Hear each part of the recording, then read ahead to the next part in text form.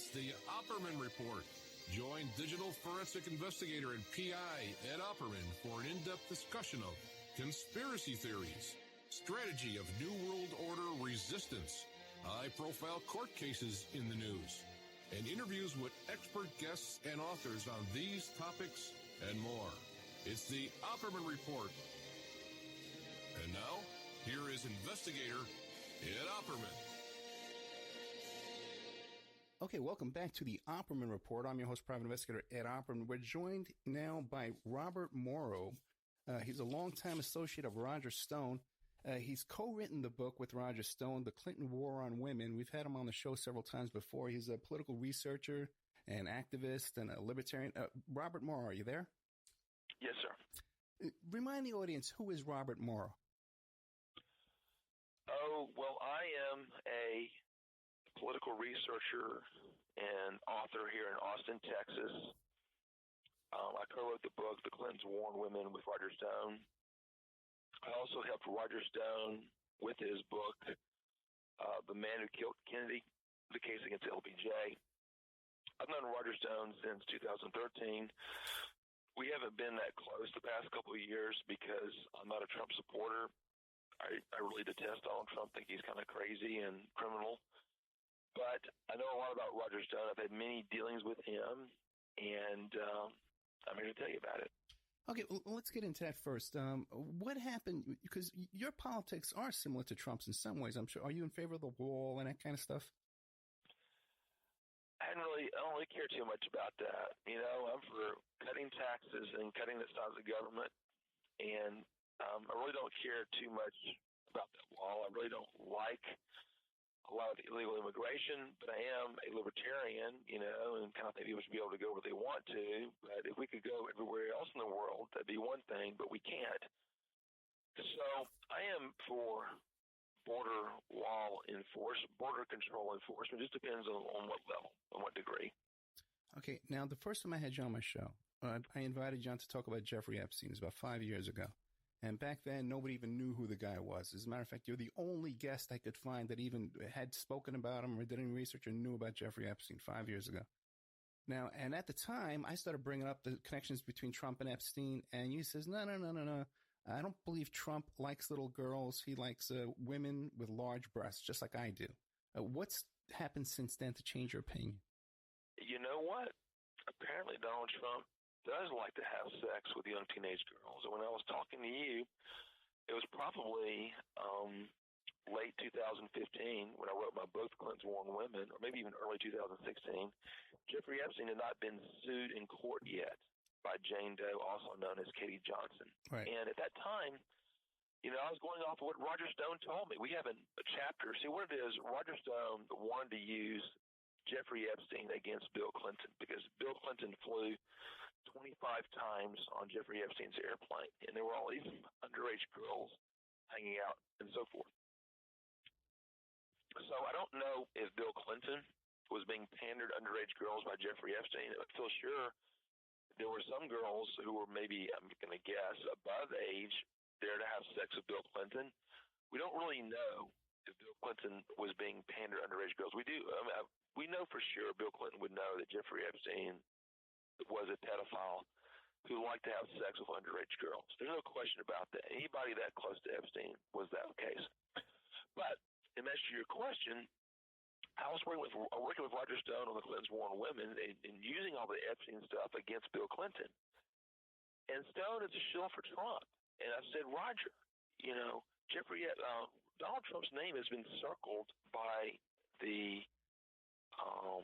butler, house manager for Jeffrey Epstein as one of the pedophiles. See, Alfredo Rodriguez had said when Epstein got arrested, he took Epstein's book of contacts and he went through and he circled every single person that he thought was a pedophile or was aware of the pedophilia of Jeffrey Epstein. And Donald Trump's name was circled. Okay? And so was Alan Dershowitz's. And so was Ehud Barak's name circled. And so Stone says, well, I'll talk to Trump about this. And he talked to Trump, and Trump said to him, he says, well, you know, I went to Jeffrey Epstein's house in Palm Beach one time, and I saw a bunch of young girls hanging around the swimming pool. And I thought, wow, how nice. Jeffrey Epstein, he's letting all the neighborhood kids swim in the swimming pool. Really nice of him and everything. That's just a big fat lie. We put that in our book, because I had no context on who Donald Trump was, that he was, a pedophile and pathological liar and a business criminal for 40 years. I just thought he was a braggadocious, blustering, at times jackass. But I know better now. The evidence is Trump was into the pedophilia with Jeffrey Epstein. And it's Stone who comes up with this story and says, well, as soon as Trump found out about Epstein, he no longer allowed her to go to Mar-a-Lago and be a member of the club. Did Stone say something like that to you? I don't remember. Okay. But Roger Stone did tell me this. He says, the first time that I met Jeffrey Epstein, it was on Donald Trump's airplane. Donald Trump had a plane that acted as a shuttle between New York City and Miami. And they would just fly back and forth, up and down the East Coast. A lot of people make that shuttle route. And so if you were friends with Donald Trump, you could hop on his airplane like you're catching a cab from New York to Miami. You wouldn't have to pay a commercial air flight ticket. And on that plane with Roger Stone was Jeffrey Epstein. That was the first time he met Jeffrey Epstein, or at least, saw Jeffrey Epstein in person. That's what Roger Stone told me. Okay. And so Trump, I know now that Donald Trump and Jeffrey Epstein were extremely close since 1987. And in the 1994 period, Trump, in the summer of 94, was raping 13 and 12-year-old girls at the Les Wexner mansion in New York City. That's where Epstein operated out of. Jeffrey Epstein was very, very close to Les Wexner, who was a Republican donor, while Jeffrey Epstein was a Democratic donor. Les Wexner is a guy who owned Victoria's Secrets and The Limited and a lot of other retailers. Right, and we know this about Trump and the 13-year-old girl because of the Katie Johnson lawsuit, and there's 3 affidavits in that lawsuit. So, and this is what you're... They're all true. Yeah, okay. And so basically, Katie Johnson is a real person. She's alive today in her late 30s, probably 37 or so. She was age 13 in 1994, so you guys can do the math as far as how old she is right now. Donald Trump was molesting a 12-year-old girl named Maria, and Maria has been found, and she's in the same boat as Katie Johnson and Jane Doe. That's the same person. They don't want to come public. Donald Trump's the president. Trump would have these girls wear surgical gloves because he's a germ freak, and they would masturbate him wearing, gloves, like a surgeon's gloves. And if you Google Donald Trump germ freak, you'll know that. And that's why Katie Johnson's so credible, because when she gave her YouTube interview, which you can find, she talks about how that a woman came up to her and said, no, with Mr. Trump, you have to wear gloves. Wear these gloves. And they would put these little 12 and 13-year-old girls will be putting on surgical gloves and masturbating Donald Trump. Completely. If you knew how sick Donald Trump is, completely credible. And he would tell one of these girls, "You look just like my daughter." Mm. And Ivanka was age 12 at that time. Donald Trump was just extremely, extremely sick. Very off the deep end type sick. I don't know if he was molesting Ivanka, but he probably has fantasies of having sex with her. And even when she was a preteen, he was probably thinking about having sex with her and then really having sex. So with Katie Johnson, she went to 4 parties where she was masturbating Donald Trump, and on the 4th one, Trump ties her up with pantyhose so tight that the pain of her wrist was more than the pain of Donald Trump breaking her hymen and then raping her with his penis. She said that. The pain of her wrist it hurt more in her wrist. He tied her up so tightly to the bed that, and then he raped her. And then, she says, what if I get pregnant? All this. And then he threw money at her. he threw a couple $100 bills at her. And we can get an abortion. And he said that if you tell anybody, I've got friends. You remember Trump's basically mafia connected. I've got friends. I'll kill you and your entire family. So that's an age 48-year-old Donald Trump, complete and total sicko, telling that to a 13-year-old girl who he's just raped. He's raped without a condom as well. And he also says if you talk about this, you'll wind up like Maria. So, which is a reference to the other. Maria was another girl. Right. So Maria was probably just, masturbating him with gloves. I don't know. But Maria is alive today. And you're saying, well, why aren't they on TV right now? They don't want to. They're afraid of being killed. They're afraid of death threats by 10,000 Trumpkins. Okay, they're just going to wait this out. So one day when Donald Trump has passed away, one day when he's no longer president, they'll be on national TV. And is that going to be 5 or 10 or 20 years from now? It'll happen. It'll happen. But they cannot. They're too weak. They don't have money. They don't have a team of lawyers. They don't have a PR team. Katie Johnson has a real job. She has a working job. She does. She has, medical problems, emotional problems, no money. So, down to somebody who's $100 million. Notice I did not say Trump was a billionaire, okay? But he is worth probably hundreds of millions of dollars. And he has all these Trumpkins who would be glad to terrorize any woman telling the truth about Donald Trump. Now, is this the issue that caused the falling out between you and Roger Stone? Because from my observation, it seems to be what it is.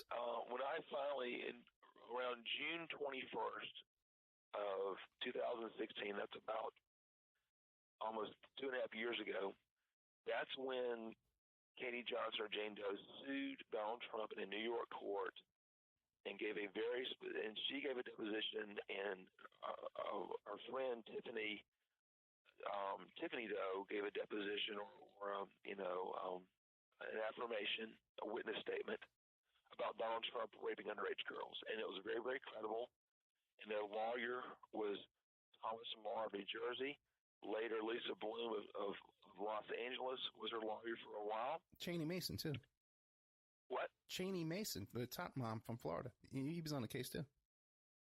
Yeah, I didn't know that. Right. But the answer is all these lawyers thought she was very, very credible. And so the reason she's not on TV is because Lisa Bloom wanted her to give a press conference a week before the 2016 general election that would have blown Donald Trump out of the water. But Katie Johnson, that's not a real name, she was terrified. This whole process, she wanted to remain anonymous. Okay, she wanted to tell people about Donald Trump. She wanted to sue him. She wanted to let everybody know that a 48-year-old man had violently raped her and threatened to kill her and her whole family.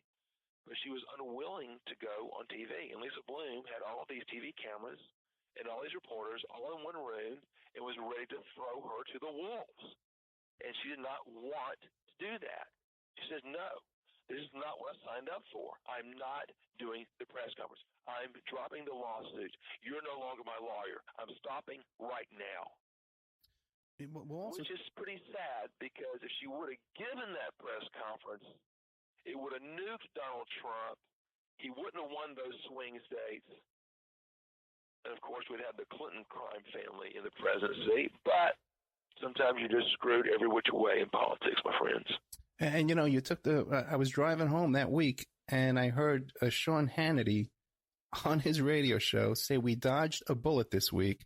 And the guest said, what do you mean? And he said, Epstein. So, Sean Hannity. You heard that? Yes, I did, man. Okay. Well, the answer is true. Yeah. And then if you go online to like the Daily Mail, they had an article on this. The Daily Mail was being sued by Trump and for, supposedly slandering Melania, who, in my opinion, really was a prostitute in New York City in the 1990s when she was a model. And part of the deal was you're going to write a hit piece on Katie Johnson. So the reporter believed her. And the reporter had to change the copy, and they changed the headlines to saying this girl, recants, or she didn't recant. She recants her story about Donald Trump. So my point is that was disinformation that came out literally the day before the election. the day before the election. I know because I was campaigning against Trump on election day. I had somebody in a car drop by me and say, I had this big sign saying Trump is a child rapist. He says, no, she took it all back. It's on the internet. Yeah, I know. You know? And I'm like, really? You know, she took it all back. It's on the internet. Well, they'll also say, too, the judge threw it out. People will say, well, the judge threw that out. The judge threw that out. You know, No. I know. The judge did not throw it out. I know. When she filed her first lawsuit with the help of a little piddling paralegal in California, and they didn't file it correctly, and that got thrown out in April of 2016. Then she found a real lawyer, Thomas Morrow of New Jersey. Well, Thomas Morrow is a patents attorney. He's not this kind of attorney either, but he did bring in. He's a damn good patent attorney. No, he's a very good lawyer. But he's he a brought quality lawyer. Yeah, he's an A+ lawyer. He's a blue chip lawyer. But he brought in an expert though, whose name doesn't appear on any paperwork. Who was I got his name here, but what he called who is a specialist in sexual harassment law and this type of law, who's a big shot in that area. So behind the scenes, though, yeah. And they all believe it. Tom Morrow is a quality lawyer. You know, he doesn't specialize in this. He's a quality lawyer, and he totally believed her. And another reason Katie Johnson dropped her lawsuit was because her friend Tiffany Doe quit cooperating. Tiffany Doe was actually a witness to Donald Trump molesting these age 12 and 13-year-old girls. A witness in the room at the same time. Most rapes don't have witnesses in the room looking at it and facilitating it. That's the problem. And because Tiffany Doe was facilitating this, she got cold feet in the fall of 2016. Started thinking, well, wonder how this is going to reflect back on me. So Tiffany Doe was the one who Jeffrey Epstein would use to recruit these young girls. Because, you know, they would go to these railway stations, bus stations, look for runaways, girls who want to be models, and they say, oh, you're really cute. I know some rich guys. You know, come to a party. We'll pay you some money, and maybe you can become a model. They don't tell them you're going to get raped by Jeffrey Epstein and Donald Trump and Team Pervert. They sucker these little girls into these parties, and then they pull a hard move on them, you know. And Tiffany Doe was the one in charge of recruiting the underage girls. She has massive personal liability herself. What people don't know is that she remained friends with Katie Johnson for decades. Okay, and they knew each other for decades. It wasn't like, you know, they lost track after the early 90s. They stayed in touch. And so anyhow, that was another big reason in Tiffany Doe dropping her lawsuit because, Jane Doe dropping her lawsuit because Tiffany Doe, the witness, the recruiter, got cold feet.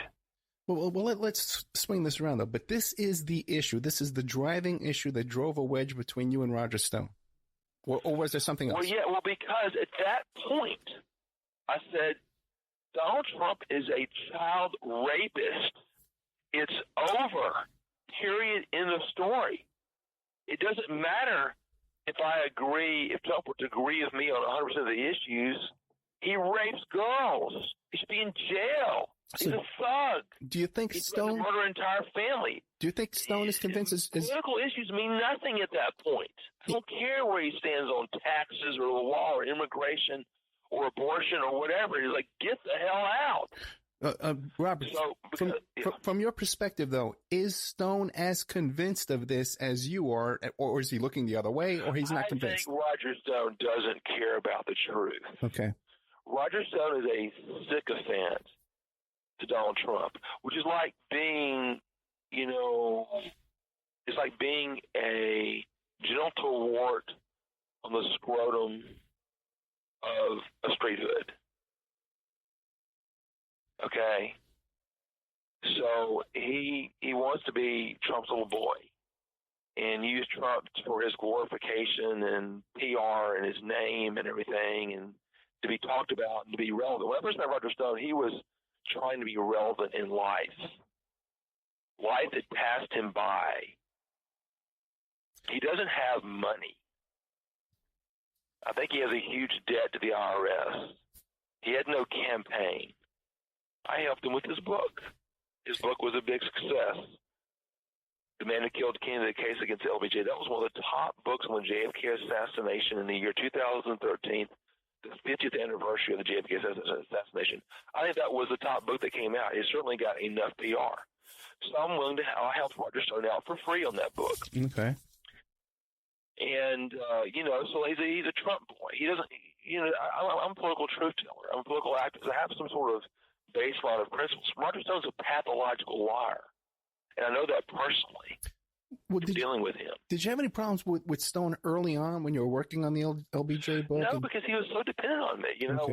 While we have problems, I'm dumping incredible amounts of quality JFK research in his lap for free. Right. And I wanted to get it out there. I wanted to use Stone as a vehicle to tell everybody that Lyndon Johnson murdered John Kennedy because he did. See, Richard Nixon was telling that this time.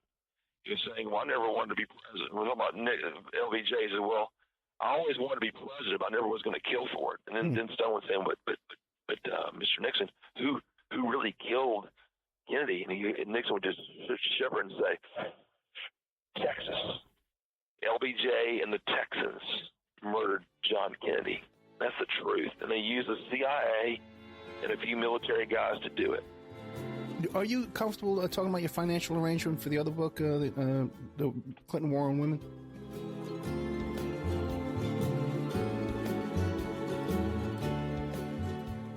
And now a word from our sponsors.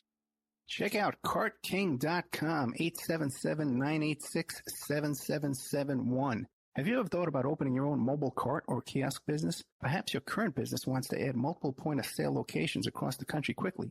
Maybe the facility you manage could kickstart revenue by adding coffee, food, or retail services, like let's say you own an office building or a warehouse. Put one of these carts there in the lobby. Well, CartKing.com can be the answer to your needs. CartKing.com is a North American designer and manufacturer of the finest mobile retail coffee and food carts and kiosks money can buy.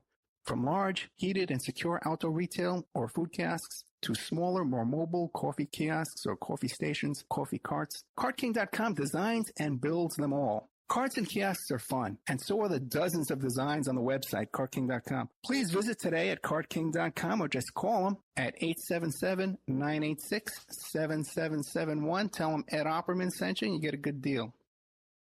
The Opperman Report is brought to you by SubhashTechnosis.com.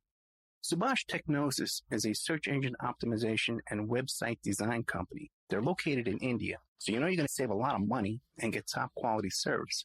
They offer all sorts of business process outsourcing, data entry, banking BPO services, recruitment process outsourcing, software testing, offshoring, research network, customer care, press release, content writing and distribution, and much, much more. Now, you can get a hold of Subhash Technosis by email at info@subhashtechnosis.com. Their website is www.subhashtechnosis.com, and their Skype is ANUSHASUBASH. Remember, all these shows are brought to you by emailrevealer.com. You can go to emailrevealer.com and get a copy of my book, How to Become a Successful Private Investigator. You also do all the kind of different services for you. Online dating service investigations called an online infidelity investigation. And that's where you give us your husband or your boyfriend, your girlfriend's email address, and we trace it back to their online dating websites. And we return a list of all the dating sites that email is registered to. We can expand on that investigation and trace it back to porn sites, escort service sites, swinger sites, gambling websites, and even prescription drug websites, and all kinds of digital forensics, computer and cell phone digital forensics, where we can recover deleted content from an email or a hard drive and produce a report for you that you can use in court. That's emailrevealer.com, or you can contact me at oppermaninvestigations@gmail.com. It's the Opperman Report. And now, here is investigator Ed Opperman. Are you comfortable talking about your financial arrangement for the other book, the Clinton War on Women? Sure. How did that work out? Were you paid a salary, commission, profit sharing? Roger Stone was supposed to pay me half the profits. You know, Skyhorse got half the profits, and then we got half the profits. So he gave me a check for $17,000, and it bounced. It bounced. And then they finally got me a clean check that passed, and they gave me a check for $3,000, $20,000 total. Do I have trust in Roger Stone dealing with me accurately on the numbers? God, no. He's a pathological liar. So, you know, you have to ask yourself, you know, would a dirty trickster and a lifelong pathological liar be cheating me out of money? It's worth asking, isn't it? Yeah. So $20K is all I got. You know, and the book, you know, was not as big as a success as the Men Who Killed Kennedy case against LBJ, but it was definitely a success. You know, it was definitely profitable for Skyhorse, for Stone, and for Morrow. But so that was the full extent of it. You know, but I am a co-author of the book. I wrote the 85% of it. I wrote the vast majority of it. I do think it's possible that Roger Stone, after I submitted the manuscript to him, that he was thinking about stealing it from me and just taking it for himself. It just shows you the kind of a low life he is. He's an incredible bottom-feeding low life. He is charming. He's funny. He's a good gossiper. He knows a lot of really good political. For example, he's the one who told me that Britt Hume and Megyn Kelly were having an affair. How's that for some juicy dirt right there? Really? Yeah. Britt Hume was boning Megyn Kelly. And Stone knows that from his Fox connections, and also somebody else told me that as well. Oh, I didn't tell you this nugget. Roger Stone used to have sex with Ann Coulter. Did you know that one? No, I did not know that one either. But you didn't know that one? Dude, no, I didn't. Do you believe that, You can use that to promote the interview. Do you believe that? Robert Morrow talks about Roger Stone having sex with Ann Coulter. But that's something he told you, or you know this? He told me. He told me. And you believe him? Of course. Okay. He cheats on his wife all the time. Absolutely. Yeah, what about that business where they got caught putting ads in the papers looking for men? I think they were looking for, right? Well, Roger Stone likes to watch other men have sex with his wife. Manafort did too. He's the original cuck. You know, they talk about Jeb Bush being a cuck. Roger Stone's the original cuck. He likes to watch other men have sex with his wife. I think she's a very nice wife, and Nadia is her name, and very pretty Cuban lady with some big boobies, who's aged very well. Remember, Stone has a new baby from another girl from the madam up in New York. You didn't know that? No, I knew about that. Yeah, I was going to ask you about that too. But wait a second. But Manafort also does that same thing. In those emails that got leaked, Manafort's emails, his daughter's talking about him making their mother have sex with other men in front of other men. Really? Yeah. Well, they're both into that. And for all we know, Trump might be into that as well. But Trump's definitely a pervert. And so Stone would always like to talk about the deviant elite. He is like a card-carrying member of the deviant elite. Okay, I was seeing a picture of him with Roger Stone and Kristen Davis, the former madam for New York. Right. You know? Okay, her baby is his. Hello? Yeah, that's who his baby is. That's the Elliot Spitzer case. So his wife is in his mid-60s, and he's having a baby with the New York madam. Okay, this is not hard. So you asked me, was he having sex with Ann Coulter? Yeah. He said he met her several times at a hotel near his home in Fort Lauderdale. I forget the name of the hotel. Maybe if there was a Marriott there, it may have been the Marriott or something. And that Ann wanted to continue the relationship, but he quit seeing her. He said she was skinny. He likes them girls with them big old boobies. Let me ask you a question. It just came out recently that one of the Apprentice, a guy who worked at The Apprentice, said that Donald Trump was crushing Adderall and snorting Adderall. Now, I just heard, too, that in Roger Stone's bail conditions, he has to go in for a drug test. And then this is brought up to me by Ted Rubenstein, right? You probably know Ted. And it seems that there's people talking, Credico is talking about the Stone also doing that with Adderall. You familiar with that? No, but I think Roger Stone likes to smoke dope. Okay. Yeah, I think he's a cannabis. Did the Credico say that Roger Stone does that too? Don't quote me on that, okay? But I think the source on that is Credico, yeah.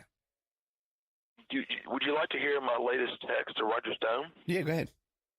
Okay, let me look up here what I sent to Roger a few days ago. Now, can we use the F word on this interview, or is it not okay? Let's avoid it, because we can get more exposure if we don't. Okay, we'll avoid it then. I said, you got off easy. Mueller did not charge you for boning in culture. That is a crime against humanity. So let's scroll back to some comments he likes to send me. He says, oh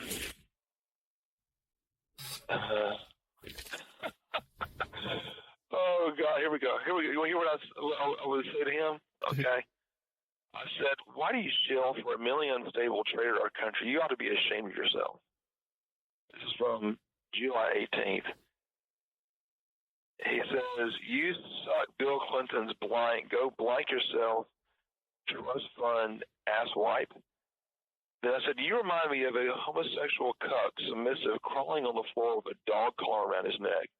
And Trump is who you put your money on? And he responds, typical Roger Stone, you're a weak, pathetic piece of blank who's never worked a day in his life. Anytime you want to meet Morrow, I'll pound your fat, lazy, ugly ass on the ground. Go blank yourself. I said, you won't do blank, cuck man. You know, he's a cuck guy. Well, let me ask you this. You and Stone are still in communication? You chat back and forth still? These are from July of this past year, I think. And so no. But so now I just text him whenever I want to do a hate Trump. I hate text to Donald Trump. I'll send it to Roger Stone. Yeah, and people should follow Robert Morrow on Facebook. And are you on Twitter too? Because I enjoy you. Twitter. Yeah, I'm at DC Politics 2016. Yeah, it's always entertaining stuff. There's always something for your enjoyment there. It's always something clever going on. Yeah, or some kind of dispute. Yeah, and so Roger Stone has his good points. You know, like I said, he is funny. He is knowledgeable about politics. He has a lot of really good gossip. You know, about the time they used to have sex with Maureen Dowd too. What do you know about? Says she has big breasts. What do you know about Stone working for Al Sharpton? Look, he is a transactional guy. Okay, I don't know the reason for that. Maybe Donald Trump needed Al Sharpton on his side at one point, or maybe Roger Stone had a political enemy and he needed Al Sharpton on his side. So I don't know anything about that. I think he's worked for numerous people. But we'll say this: Roger Stone is a dirty trickster and a pathological liar, and has some sort of a weird submissive relationship to Donald Trump. I think that Stone internally believes he's a loser, and therefore he has to attach himself to somebody who he thinks is a quote winner, which is Donald Trump, even though Trump is a massive loser. And he was so proud of his association with Donald Trump. Can you believe that? I mean, like he's beaming and proud and boastful. It's one of those things. He feels important to be connected to an important person, even though Stone will tell you he's just a political hack. Let me. I've heard, just recently someone told me that it's possible that Stone inherited the Roy Cohn blackmail files. Is that possible? He's never told me that. Okay. But I do think that in my opinion, Roy Cohn was a master blackmailer. He was a pedophilic blackmailer. I think that he would hook people up. When I say people, I mean, targets of his with underage boys and film. I mean, I can't prove that. I just believe that. I know he's a very sick guy and very dirty political player and very close. See, Roger Stone first met Roy Cohn in 1980 when he was doing campaign work for Ronald Reagan in the primary in New York. And so Roy Cohn and Tony Fat Salerno, who was the head guy of the front man for the Genovese crime family, they were telling Roger Stone behind the scenes that Lyndon Johnson killed John Kennedy. I believe that 100%. Roy Cohn, who hated the Kennedys, Fat Tony Salerno, the mafia, hated the Kennedys, and they were telling him, Roger Stone, in 1980, that Lyndon Johnson murdered JFK. As Nixon was telling him, Barry Goldwater was telling people that privately. Many LBJ insiders were saying that. Madeline Brown, Billy Celestis, Mark McClellan. So Stone has come across some truth. And he had or has tremendous political contacts. Yeah. So I just want to remind the audience that Robert Morrow is the co-author with Roger Stone on this book, the Clinton War on Women. They worked together on the whole LBJ book. So this is an insider's insider. You know, and now, is there a demand for you to give interviews in your association with Stone, or am I the only one? You're the only one. Did I mention that he used to have sex with Ann Coulter? I just want to make sure I mentioned that. Okay? You did. Okay, in case anybody missed that from the previous 5 minutes ago. So she said she was skinny, and so he quit seeing her. And then he wants her to do favors for him in our book, and she wrote her even a blurb for us on our book. You know, God bless her. Atomic Annie. Now, what about all this stuff with Assange and Jerome Corsi and Credico and all this stuff? Are you following this closely? Well, I used to be kind of friends with Jerome Corsi over the internet and stuff because remember we all hate the Clintons. Me and Stone and Corsi all hate the Clintons for good reason. And I will tell you this: Jerome Corsi is far more credible as a human being than Roger Stone is. Okay. You know, Roger Stone, you know, he'll tell you the truth about Lyndon Johnson and the Clinton crime family and the Bush crime family, but he'll lie about Trump and he'll lie for himself. That's the difference. But yeah, there's been a dispute between Corsi and Roger Stone over who's right. I believe Jerome Corsi. Now, do you believe this little group, Corsi, Credico, Stone, could they pull off an operation like this and be a go-between between Assange and Trump and the Russians and all that? Is that possible? Well, it's not an operation. Remember, the Trumps hacked all this stuff probably on their own on Hillary. I don't know if they were colluding with Trump. Trump would love to collude with them. I don't know if he did. But all they were doing was just trying to go to Julian Assange and find out what he had. And I think Julian Assange is a journalist who has every right to publish whatever the Soviets give. I mean, if the New York Times can publish the Pentagon Papers, then Julian Assange, a journalist, can publish whatever anybody gives him. And the U.S. intelligence really wants to put Julian Assange in jail forever. Karl Rove has called for his execution. I mean, Karl Rove is a neocon, part of the Bush administration, all the death and destruction in Iraq that Dick Cheney, Rumsfeld, Bush, Condoleezza Rice, and he caused. Yet, he thinks Julian Assange should get the death penalty. So, but you asked me, you know, what's pulling off an operation? You find out Julian Assange has something, and you're desperately trying to find out what it is. That's not really much of an operation. Roger Stone has known Trump for 40 years. He's known Paul Manafort for decades, okay? Yeah. So, obviously, see, Roger Stone really wasn't a key part of the campaign in 2016. He just wanted to pretend that he was. He was working off on the edges, trying to do good things for Trump and make himself relevant again, because he had lost out a power struggle to Corey Lewandowski during the campaign. And so, you know, I don't know. I mean, I do think that Roger Stone is guilty of everything the government has just charged him with, because he's lying to Congress. That's a no-brainer that Roger Stone would do something like that. Witness tampering with Randy Credico, that's a no-brainer. Yeah. So he's obviously a criminal, but does that mean that he went to the Russians first? Or was he going to Julian Assange after the Russians had already dumped it there? Okay? I don't know.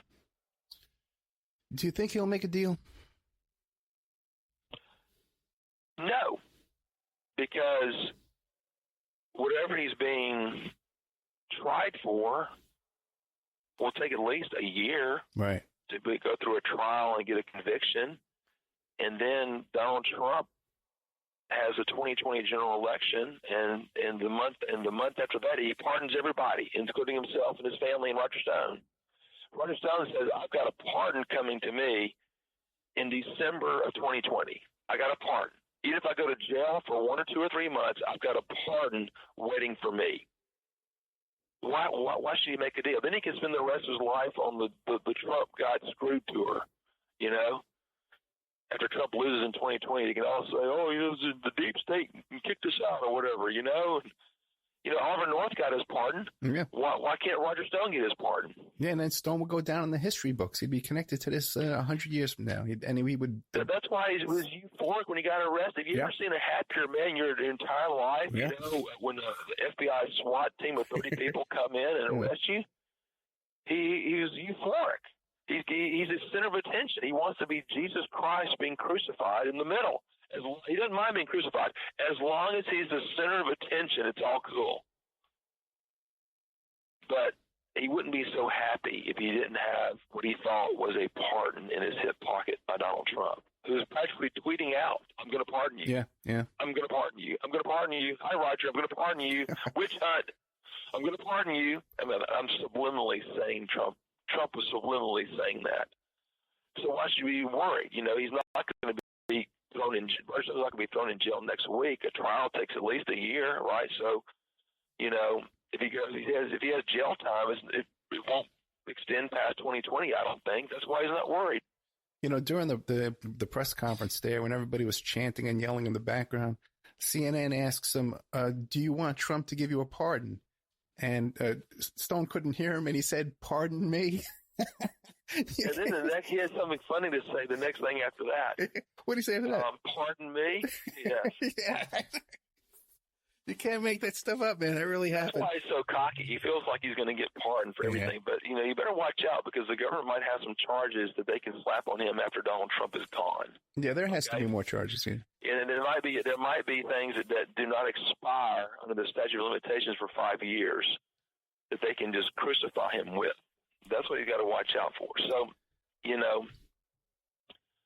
So what other questions you have, my friend, Ed Opperman? My question is, do you think we've covered this topic fully? And is there anything else you want to give us? Anything else?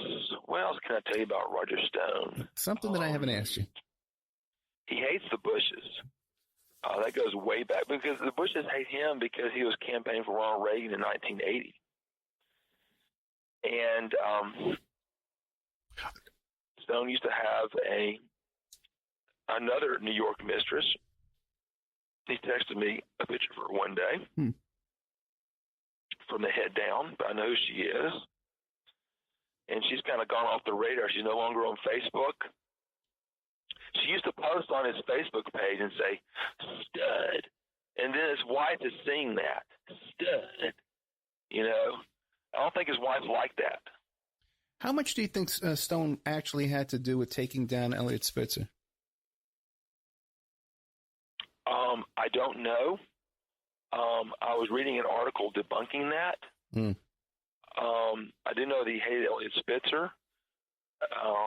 I just don't know. Stone lies, and even when he's talking to you privately and you think you're getting the straight scoop, if he's already told that lie to 10 reporters before you, he's internalized it, and it's hard to tell if he's telling the truth. So he said that he was at a sex. Stone would tell me about. He'd be telling me about the times he'd be going to sex clubs. He's like, "Robert, I was up late last night. I was blanking at the sex club, till 3 a.m. And so he said his cover story. He said he met this hooker at a sex club in Miami, and she told him that Elliot Spitzer was one of her clients. And Stone was saying that Elliot Spitzer would wear his black socks during sex. I don't know if that's true or not. He may have just been making it up to humiliate Spitzer. And then he says that he reported to the FBI some stuff. So I just don't know. Was he in on the taking out of Spitzer? He would have been if he could have been. He hates Elliot Spitzer. And his relationship with that madam was before Spitzer went down or after? I truly don't know. Okay, because that might be a clue. That's probably after. Spitzer was part of the the Emperor's Club, you know, and he used to sit around the Emperor's Club with girls on his lap and talk real cocky, you know, talk about, you know, like he was a big shot. So any other questions? Because I'm wrecking my brain trying to think anything. No, I think we've gotten some radio gold here. Are you kidding me, Robert Morrow? But one thing is, I am going to be interviewing a friend of yours soon about this. You want to give us a little update on that, or you want to just wait? Oh, yeah. I mean, I believe you're going to be interviewing Jack Staley, whose pen name is John Clarence. He's the author of the Gold House trilogy. He has proven that Lyndon Johnson and Richard Nixon and the military were stealing billions of dollars in gold from White Sands Missile Range, which is located in southern New Mexico in the 1960s and 70s. And the amazing thing about Jack Staley is that he has the money laundering documents of the 1973 Nixon theft, and he has the pilot for LBJ who helped LBJ steal 13 plane loads of gold in the year 1969. It's an amazing, amazing story.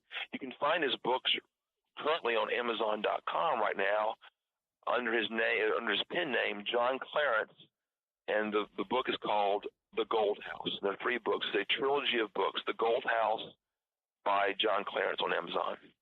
Yeah, we're going to have John Clarence on the show. Robert Morrow explained this story to me. We spent about a half hour off the air. I wish we had taped it, but this is a very thoroughly researched, documented story with videos of the pilot, with receipts from storage centers and smelting facilities 30 miles away from Nixon. This is not some, someone told me this. This has a lot of documentation, and 17 years of research went into this. So we're going to be doing a whole show. 2001. He's proven it. And this is material that should be on the front page of the New York Times in, 3-inch letters.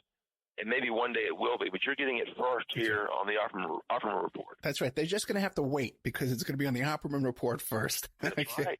Hey, Robert Morrow, man, what do you want to leave us with? I'd say, you're always got great stuff, and people really should follow you on Twitter and Facebook. It's always entertaining. You never. I will leave you with one thing. Yeah. I encourage folks to buy Roger Stone's book on the JFK assassination because, ironically, this dirty trickster and pathological liar for decades has written the best, most accurate book out there. It's called The Man Who Killed Kennedy, The Case Against LBJ. And the reason it's the best and most accurate book out there is because I helped him with it for free. But you've got to get it because I dumped my best JFK research in that book that indicts Lyndon Johnson as a primary player in the JFK assassination. So buy Roger Stone's book, The Man Who Killed Kennedy, The Case Against LBJ. The Men Who Killed Kennedy, The Case Against LBJ. Robert Morrow, thank you so much, man. Okay, and keep in touch. When you have something, I appreciate you hooking me up with the John Clarence story, and I appreciate you coming on today for me, too, as well. So thank you so much. It's a pleasure and an honor, my friend Ed. It really is, man. You're a good guy, Robert. Thank you. Yes, sir. Good night. Bye. Okay, so there we had Robert Morrow. He's the co-author with Roger Stone, the book, The Clinton War Against Women. Let me tell you, let me play a little commercial break here. We'll be right back, and I'll wrap things up here on some commentary on the Robert Morrow. Fascinating. This story, too, about this gold with this Nixon thing, this is incredible stuff, okay? We're going to be getting into that in the next...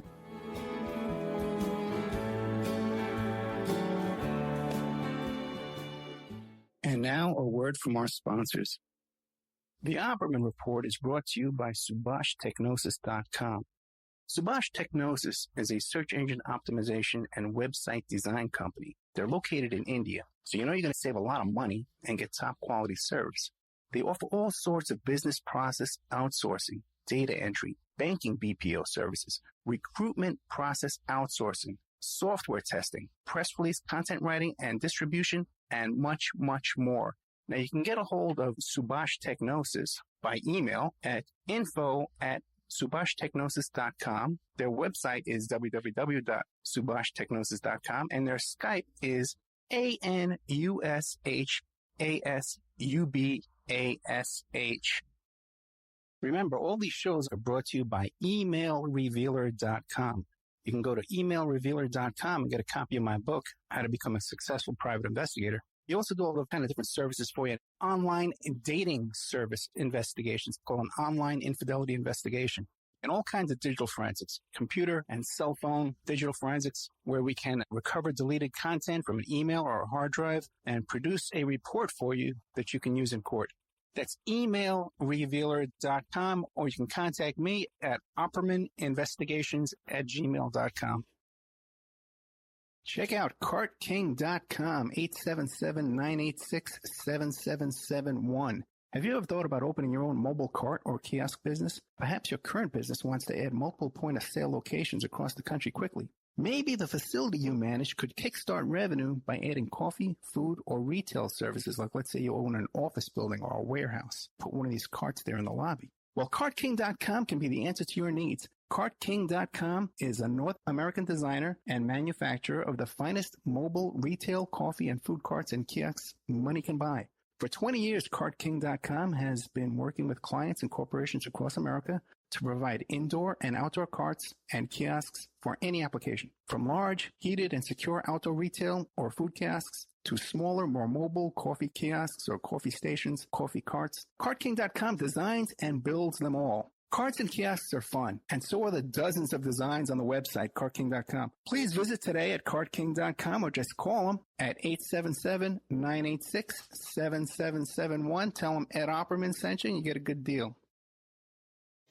It's the Opperman Report. And now, here is investigator Ed Opperman. Okay, welcome back to the Opperman Report. I'm your host, Private Investigator Ed Opperman. A big thank you out there to Robert Morrow, who's the author of the co-author with Roger Stone of the Clinton War on Women. Also, too, I just want to remind the audience, okay, that back 5 years ago, when I first wanted to do a show about Jeffrey Epstein, no one knew the topic, no one knew the story. The only guest you could find to talk about it was Robert Morrow, okay? And I've been firsthand witness. At the time, he was still very friendly with Roger Stone. At the time, he was a Trump supporter, okay? And when I said to him, I says, "Hey, man, what about Trump and Epstein?"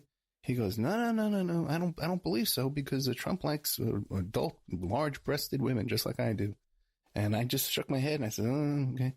But I've watched the transition here from Robert Morrow being not convinced to utterly convinced. And I guess it seems like the majority of what's convinced him is his knowledge of the Katie Doe lawsuit.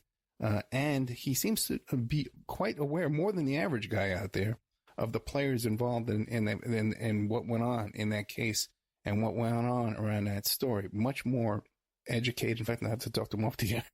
A lot more educated than the average guy out there who tries to talk about this topic. And what I can tell you is, just like Robert Morrow, every lawyer involved in that case, every investigator, every witness, everyone's convinced of the accuracy of that case. But people will say, "Oh, I heard the judge dropped it; it got thrown out of court," or all this kind of stuff, and it's just fascinating. But there you go, Robert Morrow, thoroughly convinced, based mostly seems to be on that lawsuit and his personal knowledge of Roger Stone. First time I think we heard that Roger Stone likes to watch other men have sex with his wife. Same thing that Paul Manafort was into. And Manafort and Stones were partners in a law firm. And I think that third partner was this guy who was involved in that hyphen credit union stuff down there in the Bronx. I'd have to go back and refresh. Yeah, I'm pretty sure it was Mario Marola, I think was the third partner in that business. And they called it the torturers lobby group, because they would represent dictators and who were involved in torture all around the world. Oh, what a crew, huh? What a crew out there. So check that out. And I would have to say that the Morrow's recitation of the Katie Doe lawsuit is about 95% accurate. There's a couple little corrections I could have made in there, but it's difficult to correct Robert Morrow. You got to know this guy, okay? And there's the old expression, either you love him or you hate him. I think just about everybody hates Robert Morrow. He doesn't have the people who love him, but I love him. I don't know. I like him. Although he can be a handful is the word I guess they use. This story, though, about the Nixon and LBJ and the gold, we spent a half hour. I talked to the author the other day to book the interview. And, I was listening to a story. He's going to send me a whole bunch of documentation besides the books, autographed copies of the books he sent me. But I spoke to him. But then when I spoke to Robert Martin, he laid out the whole story in chronological order and details with names. He gave me a bunch of names to look up. And it's a very, very convincing story. And like I said, they have receipts and documents, gold smelting facilities, pilots and video of the pilot making a confession. They've got this thing pretty much wrapped up and documented. So I'm going to be taking a good look at that. That may be something that deserves a video interview with the author, who is in New Mexico. So we'd have to travel down to New Mexico and get that for you. But I think it can be done. Okay, if you like today's show, check out OppermanReport.com. You can become a member in our members section. There's plenty of content in there. The Katie Doe lawsuit documents are in there. The many Epstein affidavits and documents, search warrant video is in there. Stuff you're not going to find anywhere else, man. We have there in our members section. But there's 200 exclusive interviews, almost 400 hours of content in there. That all you got to do is plunk down $6 and you get access to everything for 30 days. You'll definitely, I don't think we've ever had a member just sign up for 1 month and not come back and sign up for another month. Once you're in there, you're hooked, and you're coming back. We got to stick like a message board in there in the chat room too. Keep people busy. Maybe they won't bother me so much with all their questions and stuff. So keep an eye out for that. Got some notices today from Terry Hobbs' cousin, who just wrote that book with Terry Hobbs. Terry Hobbs, one of the stepdad of one of the kids who was murdered at West Memphis 3. So that's going to be an exclusive interview for you as well, coming out before the book's even out. Yeah, we're working here full time, man. You can't deny that. You can't deny we don't produce the goods for you here. That's one thing for sure. Here at the Opperman Report. So if you like our work, become a member. You can go to OppermanReport.com. It's $6 a month, $20 for 3 months, or It's $74 for the year. But if you contact me directly at OppermanReport@gmail.com, I'll give you 13 months for $65. So you save $10 and you get a free month. So you're saving altogether $17? You can't beat that, right? And plus I get the money right away. It goes into my PayPal immediately. I pay the light bill here. And, put a little watery gruel on my table here to feed my family. That's always nice, right? If you want to send a donation, there's a donate button at OppermanReport.com. If you want to sponsor the show, become an advertiser. Hey, if you advertise a product here on the show, guess what? What I'll do for you is I'll give away a lifetime membership to people who buy your product, if it's a significant amount. We can work out a deal. I'll give away memberships for people who buy the product. Speaking of which, 21 Financial provides unparalleled personalized accounting services to a broad range of clients across the New York and Houston area. From now until April 14th, their sole focus is getting taxpayers the biggest refund possible on the money they earned. Now they are now mobile. You can't go to them; they'll go to you, with the capability to file in any state within the United States, possibly the Virgin Islands as well. I don't really know. I just made that up. And you can find on Facebook to book your appointment directly, or you can call 903-265-8563. 903-265-8563. It's called 21 Financial. You can find them on Facebook, or you can call them at 903-265-8563. Ask for Emily. She's great. They'll give you a free estimate on how they can double your refund. Okay. Which means they're going to look at your taxes. And also too, they're going to advance you your refund up to $6,000. If you're going to get like a $5,000 refund, $6,000 refund, as soon as you file the return, they're going to hand over a wad of cash. They come by with a paper bag. They give you this cash in advance of your refund because they know it's guaranteed. Just like Wilbur Ross says, this money's guaranteed by the federal government. You can borrow money against it. So that's what's going on there. Hey, thank you so much, Robert Morrow, man. Ann Coulter. We should try and get her on the show.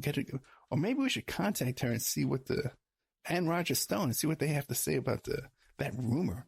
And we'll play that for you here at the Opperman Report. All right, guys. Thank you so much. Thank you, Robert Morrow, with your inside information about Roger Stone. Now, you got to admit, man, Robert Morrow, you co-authored a book with Roger Stone. Has anybody else asked you to talk about this? No, Ed, you're the only one. Okay, that's what you get for $6 a month here at the Opperman Report. Thank you so much, Robert Morrow. Good night.